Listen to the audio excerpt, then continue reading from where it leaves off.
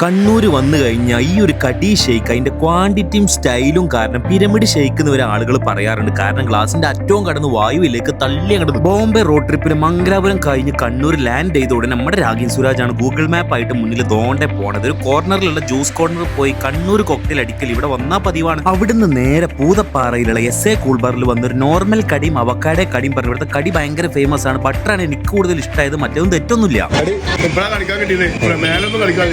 കടി നിങ്ങളെ കടി മാറിയിട്ട് മതി ഞങ്ങൾക്ക് അറിയില്ല.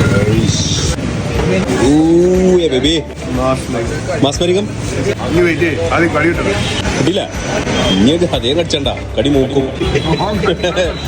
കടി മൂത്തിട്ട് പ്രശ്നമാവും. പിന്നെ പയ്യാമ്പലം ബീച്ചിൽ പോയി ഇമ്മിണി കല്ലുമ്മക്കായ തിന്നു. പക്ഷെ അടികരിവും മസാല ഓവറുമായിട്ട് ആകെ ചളമായി കുളമായി എന്ന് പറഞ്ഞാൽ മതി. അവരോട് ടാറ്റയും പറഞ്ഞ അവസാനം മുംബൈ ട്രിപ്പ് ചെന്നെത്തിയത് കൊളപ്രം മുന്നാദാബിലെ തന്തൂരിയും തന്തൂർ റൊട്ടിയിലൊക്കെയാണ്. ഏതായാലും ഈ ട്രിപ്പിന് ആകെ മൊത്തം എണ്ണ ചെലവ് വന്നത് 15,000 രൂപ.